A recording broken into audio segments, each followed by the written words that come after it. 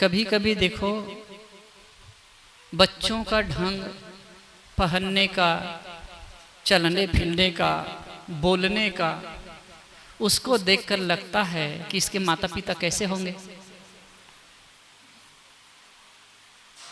और जब कोई व्यवस्थित होता है,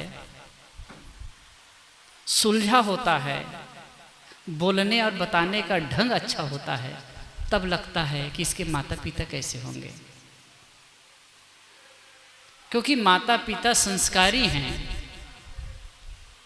विवेकी हैं, उनका जीवन क्रम अच्छा है, तो उनके बच्चे भी वैसे ही सीखते हैं।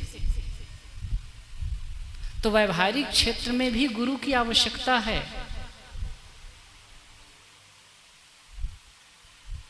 आध्यात्मिक क्षेत्र में तो है ही।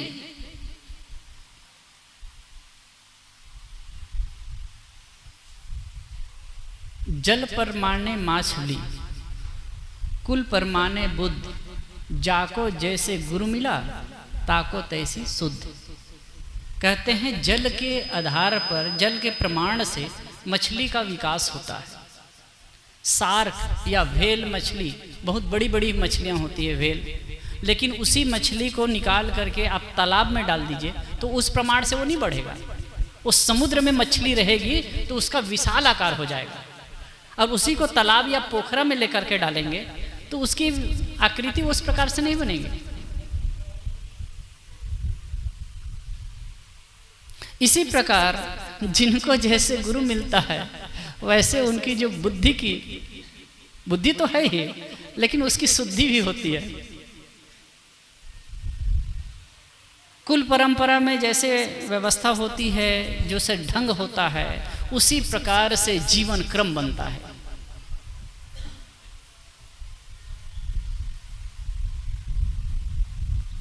आज गुरु पूर्णिमा है। हम लोग तो सब जगह जाते हैं, भ्रमण करते हैं, देखते हैं। आज यहाँ है ना, कुछ संकल्प लेकर के जाना है। कुछ ऐसी आदतें, छोटी आदत हो, छोटी से छोटी आदत हो, जो आपके लिए अनुकूल नहीं है, जिसको आप मानते हैं, अगर ईमानदारी से विचार करें तो लगता है कि वो सही नहीं है, तो दिल से एक संकल्प भाव लेकर के करें कि मैं छोड़ता हूँ। चाहे कठिन से कठिन बातें हो, कठिन से कठिन बुराई हो, आदतें हो, वो भी छूट जाती है। एक पुस्तक में लिखा है, पहले मनुष्य आदतों का निर्माण करता है। पहले मनुष्य आदतों का निर्माण करता है, फिर आदतें उनका निर्माण करती हैं। पहले हम आदतों का निर्माण करते हैं। हमारा ढंग, जैसे कि हम कोई मित्रों के साथ में बैठते हैं, किसी प्रकार से पुस्तक पढ़ते हैं, कैसे लोगों के साथ में उठते बैठते हैं, कैसे सोचते हैं, उसी हिसाब से हमारी मनोदशा का निर्माण होता है, आदतें बनती जाती है। एक सज्जन आए थे कुछ दिन पहले यहाँ, अच्छा व्यापारी है, बड़ी बड़ी 2-3 दुकानें हैं। बैठे, बातचीत होने लगी तो मुझे लगा कि वो तंबाकू खाते हैं। तो मैंने उनको पूछा, भाई आप तंबाकू खाते हैं, ये ठीक नहीं है, छोड़ दीजिए। क्या करूं गुरुजी, ये तो तंबाकू कहते हैं, मैं तो अफीम भी खाता हूं। अफीम खाता हूं। मैं कहा अच्छा, तो क्या कितने का खा जाते हैं? तो क्या महीने में 10,000 का। एक महीने में 10,000 का अफीम खा जाता हूं। तो मैं क्यों खाते हो इसे? क्यों खाते हो? तो क्या करें गुरुजी, आदत हो गई, आदत हो गई। तो मैं कहा आदत को बनाने वाला कौन? किसने बनाई आदत? किसने बनाई आदत? ऐसे ही हम आदतों का निर्माण करके दुखी होते हैं। किसी की गाली देने की आदत होती है, किसी की निंदा करने की आदत होती है, किसी की चुगली करने की आदत होती है, किसी की टांग अड़ाने की आदत होती है, किसी की भी काम में। ये जो आदतें हैं ना, ये समझ लीजिए, अच्छा और बुरा की पहचान, अच्छे और बुरे की पहचान मैं बताऊं, जो चीज, जो काम दूसरों के साथ में आप कर रहे हो ना, वही चीज आपके साथ में कोई करे तो आपको कैसा महसूस होगा, ये उसका माप है। अगर आपको लगता है कि ऐसा काम मेरे साथ कोई दूसरा करे तो मुझे बुरा लगेगा, तो वैसा काम दूसरे के साथ में मत करिए। जैसे कि आप बीड़ी सिगरेट या कोई भी नशा करते हैं, आपको अंदर से महसूस होता होगा कि ये गलत है, आदत बस करते हैं ना। मैं एक को कहा, लाइव घटना बताऊं, राजस्थान की बात। तो एक जगह गया था, बिल्कुल नई जगह है, वो बहुत जिद किए, कहे नहीं साहब जी आना ही है। तो गए, वहाँ बैठे थे। सवेरे सवेरे उनके घर में एक दूसरा सज्जन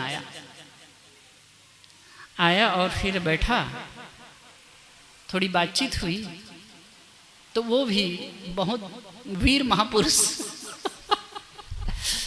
वो कहे कि क्या करते हैं, तो कुछ कहे तो खेती बाड़ी अच्छी खासी है, अच्छे बड़े काश्तकार हैं। तो उन्होंने कहे कि साहब जी मैं दारू पीता हूँ। उसने कहा कि दारू पीता हूँ, और वो अपने मुंह से कहा कम से कम मैं 50 लाख का दारू पी गया हूँ। 40 वर्ष की उम्र है उनकी, 50 लाख का दारू पी गया हूँ। और आजकल कोई बड़ी बात नहीं है, आजकल तो एकदम महंगी महंगी शराब मिलती है ना। तो मैं समझाया, छोड़ दिया। और उसकी तो विशेषता है कि वो छोड़ ही दिया। बीच बीच में फोन करता हूँ तो कहे गुरुजी आपको जबान दिया ना, बिल्कुल छोड़ दिया। और उसके बाद में फिर उनके घर में मैं गया, उसी समय बैठे, बातचीत होने लगी। तो मैं बता रहा हूँ क्या होता है। उसका लड़का था बड़ा, मतलब मेरे ख्याल से 25 साल का, उनकी शादी हो चुकी है। तो ऐसे बैठे बातचीत। तो मैं कहूँ बेटा तू भी पीता है क्या? तो कहे हाँ साहब जी पीता हूँ। तो कहे कभी कभी पीता हूँ। कहे तो कभी कभी, मैं कहा कभी कभी मतलब कभी पार्टी में, और कभी कुछ और कोई फंक्शन वगैरह हो गया तो मैं कहा कितने का पी जाते हो? तो उसने भी छूटते हुए कहा एक बार में 5,000 का। मैं तो माथा पकड़ लिया, भाई कितने लोग हैं बेचारे एक महीने में 5,000 कमाते हैं और तुम 5,000 का पी जाते हो। तो मैं कहा भैया ऐसा क्यों करते हो? तो उन्होंने एक बात कही, वो मेरे दिल को चुभी। कहे कि साहब बताएं, हमारे पप्पा दारू पी करके आते हैं और घर में कंचास करते हैं, झगड़ा करते हैं, लड़ाई करते हैं, और गंदे हाथों से कुछ भी छू देते हैं, माटला छू देते हैं, हंडी छू देते हैं, सामान इधर उधर फेंकते हैं। तो हम भी थोड़ा टेंशन में आ जाते हैं और उस टेंशन को दूर करने के लिए मार देते हैं। हम कहे अद्भुत बात है। तब मैं उनके पिता बैठे थे, उनको संकेत करके कहा देख रहे हो तुम्हारा पुत्र तुमसे क्या प्रेरणा ले रहा है। लेकिन एक विशेषता उन लोगों की, बैठाया, समझाया, फिर उसके बाद छोड़ दिए। तो लगातार कभी कभी फ़ोन करता हूँ 5-7 दिन में या महीना 15 दिन में, तो 3-4 महीना हो गया, बिल्कुल छोड़ दिए। तो वही पास में एक भगत है जिनके यहाँ मैं गया था, उनसे भी बात हुई तो कहे कि साहब जी बिल्कुल छोड़ दिए वो, अब आएंगे तो उनके यहाँ एक भंडारा करना है। मैं कहूँ अच्छी बात है। मेरे कहने का मतलब है कि कोई चीज़ आप करते हो, कोई आदत बनाते हो, तो आपके लिए या औरों के लिए क्या होता है, ये निश्चित है कि आप आदत बनाए हो तो उसके बुरापन आपको नहीं लगेगा। लेकिन आप स्थायी रूप से रिलैक्स होकर के सोचिए तो आपके लिए वो दुखद है। ये तो सामान्य आदतों के लिए है, और भी जीवन में बहुत सारी बातें होती है जो छोटी छोटी हम आदतें बनाए, जैसे गाली देने की आदत। गुजराती भाई जो हैं उनको पता होगा कि बात बात में कोई गाली देते हैं, आपको पता है, मैं नहीं कह सकता हूँ क्यों कहते हैं। आप सोचिए क्या अच्छा है। वही चीज कोई अगर कहीं आपका बच्चा आपको कह दे या कोई दूसरा व्यक्ति आपको कहे, आपके कान में कहे, क्या लगेगा? तो पहले हम आदत बनाते हैं, फिर वही आदतें हमारे जीवन को बनाती हैं। और ऐसी कोई भी चीज नहीं है जो जीवन से छूट नहीं सकता।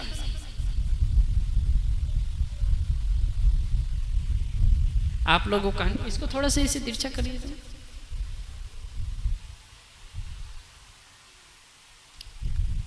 हाँ उधर उधर, हाँ ठीक।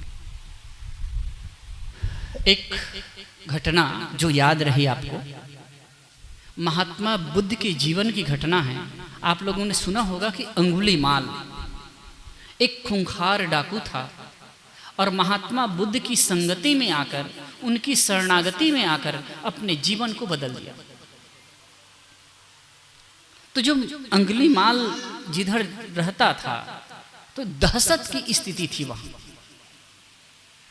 महात्मा बुद्ध ने जब सुना जाना तो उसी वन में जाने लगे। भक्तों ने रोका, लोगों ने रोका कि उधर न जाइए, वहां जाएंगे तो आप जिंदा वापस नहीं आएंगे। लेकिन फिर भी महात्मा बुद्ध को एक निर्भय पुरुष, बुद्ध मतलब जगा हुआ उपलब्ध पुरुष, उसको किस चीज का भय? चले जा रहे हैं साहब। अंगुलीमाल को आश्चर्य हुआ, आज तक ऐसा आदमी नहीं देखा जो इधर आए और भयभीत ना हो, और ये तो मस्तानगी में चल रहा है। तो जैसे ही वहां आगे गया, महात्मा बुद्ध गए, सामने वो उतरता है, कूदता है, कहे कि तुम कैसे आदमी हो?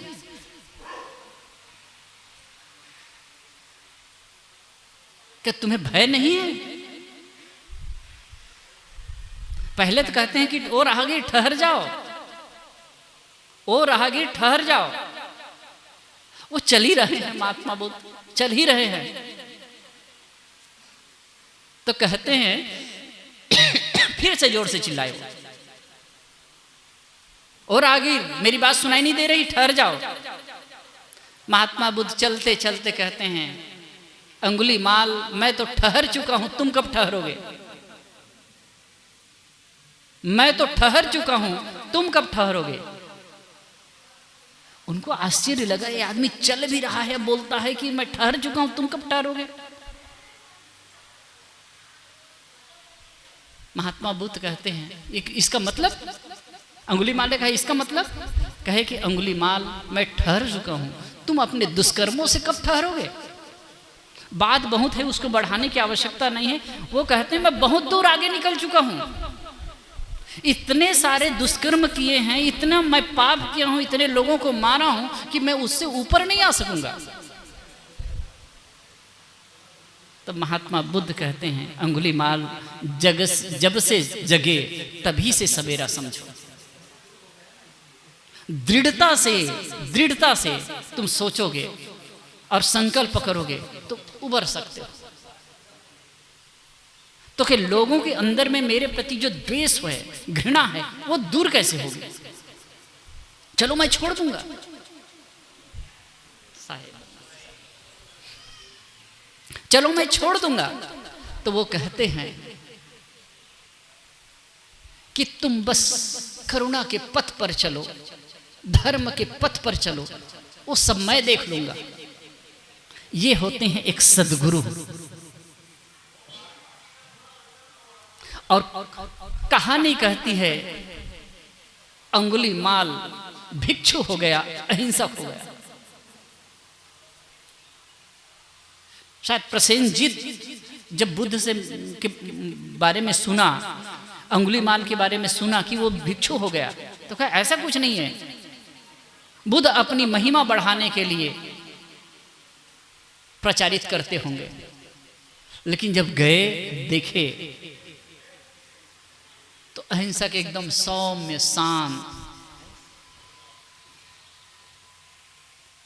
शांत स्थिति में हैं और देशना कर रहे हैं, उपदेश भी कर रहे। तो देख करके उनको बड़ा आश्चर्य हुआ, ऐसा कोई हो सकता है? ये कहने का मतलब, इसमें दो बातें, दो चीज का संकेत है। पहली बात यह है कि एक उपलब्ध पुरुष है, एक जागा पुरुष है, उनके पास अगर आप जाते हैं और पूरी तरह समर्पित होते हैं तो पूरी संभावना ही आपके जगने की। आप पर्दा मत रखिए, पूरी संभावना है आपके जगने की, हमारे जगने की।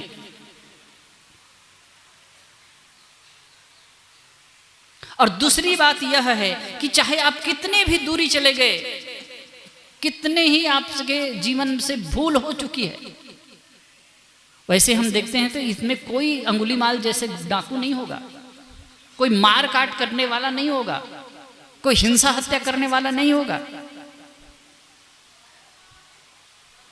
तो आप क्यों नहीं जग सकते हैं? बस अपने आप को देखना है। इसलिए कहते हैं जीवन में उपलब्ध पुरुष का होना, जागृत पुरुष का मिलना, सजग का मिलना बहुत बड़ी घटना है। मानुष तन सदगुरु मिलन, एक साखी कहते हैं मानुष तन सदगुरु मिलन, मोक्ष इच्छा होए, दुर्लभ तीनों परम है, पाए सुयोग न खोए। मनुष्य तन का मिलना बड़ी बात है, सौभाग्य की बात है। सदगुरु का मिलना सौभाग्य की बात है। दूसरी बात, सदगुरु का मिलना भी सौभाग्य की बात है। और तीसरी बात है मोक्ष की इच्छा होना, उसे छूटने का उपाय होना, बंधन से छूट जाए। तो मैं कह रहा था कि जो कुछ भी हमारे अंदर दोष है, जो कुछ भी बुराई है, जो कुछ आदतें हैं जिनकी वजह से हमारे जीवन का गलत ढंग से निर्माण हो रहा है, उनको हम छोड़ सकते हैं। और जब कभी हम ऐसे पुरुषों को देखते हैं, ऐसे महापुरुषों को देखते हैं जिनका जीवन निर्मल है, जिनका जीवन पवित्र है, तो और प्रेरणा मिलती है। आज गुरु पूनम के अवसर पर हम सबको अपने जीवन को दिशा देना है। मैं तो कहता हूं आप आंख बंद करके विचार करेंगे कि ऐसा कौन सा दोष है जिसको मैं पहले छोड़ सकता हूं, एकदम छोटा से छोटा दोष। अरे एक भी कहीं दोष है, कुछ बातें हैं जो छोटी से छोटी चीज को अगर आप छोड़ने लग जाएं, हम छोड़ने लग जाएं, तो ये सफलता होगी। और धीरे धीरे रे मना धीरे से सब होए, माली सींचे 100 घड़ा ऋतु आवे फल होए। धीरे धीरे होता है।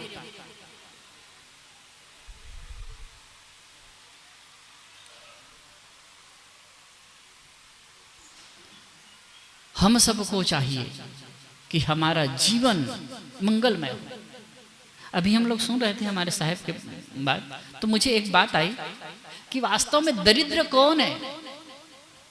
धन होने के बाद भी होते हैं दरिद्र। दरिद्रो यश संतुष्ट, जो असंतुष्ट है वही दरिद्र है। ये भी आदत हो जाती है, कितना भी है तो भी दरिद्रता। दरिद्रो यश संतुष्ट, कृपणो यो अजितेंद्रिय। कृपण कौन है? जो अजितेंद्रिय है।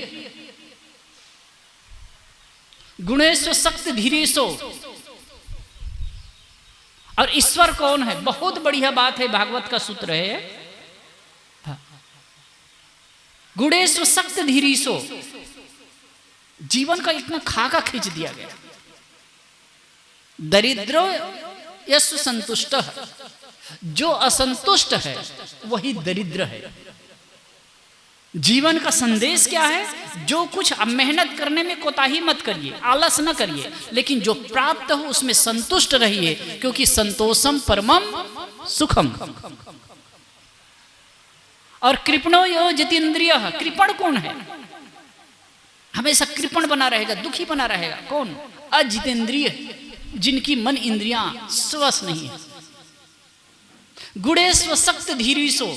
ईश्वर कौन है? ईश्वर कौन है? ईश्वर के लिए आकाश में ताकते हैं, कहीं और। अद्भुत बात है, लोगों की धारणा भी मंदिर में कहीं भगवान बैठा है या आकाश में कहीं बैठा है। अब एक तरफ ये भी कहते हैं कड़कड़ में भगवान है। कबीर साहब तो कहते हैं घट घट में भगवान है। भाई जो व्यवहारिक बात, घट घट में वही साईं रमता, कटुक वचन मत बोल रहे। आज एक संकल्प कर ले, किसी के साथ में कटु व्यवहार नहीं करेंगे, कटु नहीं बोलेंगे, क्योंकि घट घट में बसता है ना। कोई व्यक्ति मुझे कटु कहे तो मुझे अच्छा नहीं लगता, तो मेरा भी दायित्व है कि मैं किसी को कटु ना बोलूं, किसी का दिल ना दुखाऊं। गुणेशो सक्त धीरीसो, जो है आसक्ति, जो आसक्ति है उसको तोड़ दे, कहीं आसक्त नहीं है, गुणों के प्रति भी सूक्ष्म अहंता ममता भी नहीं है। कहते हैं वही तो ईश्वर है, वही ईश्वर है। और गुण संगो विपर्यया, और जो आसक्त है संसार में। एक मैं कभी कभी याद आ जाती है मुझे बात, सदगुरु अभिलाष साहिब जी से मैं पहली बार जब मुलाकात हुई, मिलने आया, शायद मैं अपनी जन्मभूमि में कार्यक्रम था, तो गुरुदेव जी का कार्यक्रम था, तो मैं बैठा था, तो वैसे बातचीत होने लगी, तो मैंने एक वाक्य कहा, वो सबके लिए है, इसलिए मैं कभी कभी कहता हूँ। मैंने कहा गृहस्थी में कल्याण है कि विरक्ति में कल्याण है। मैंने प्रश्न पूछा था, पहला प्रश्न साहब को, कि गृहस्थी में कल्याण है कि विरक्ति में कल्याण है। तो उन्होंने एक सुंदर बात कही थी कि बेटा, न गृहस्थी में कल्याण है न विरक्ति में कल्याण है, कल्याण समझ में है। समझ रहे हैं? कल्याण समझ में है। यदि आप समझ पूर्वक जीते हैं, निष्प्रेयता पूर्वक जीते हैं, एक स्टेज के बाद में तो गृहस्थ जीवन में भी निष्प्रेयता की स्थिति आनी ही चाहिए, तो वही कल्याण है। और वैसे समझ पूर्वक नहीं जी रहे हैं, तो चाहे आप घर संसार छोड़कर साधु भी हो गए, वहां भी कल्याण नहीं। तो बात है कि हम अपने जो कुछ प्राप्त करते हैं, जो कुछ मेहनत से प्राप्त होता है, उसमें संतुष्ट रहना सीखें, यदि आप सुखी रहना चाहते हैं तो।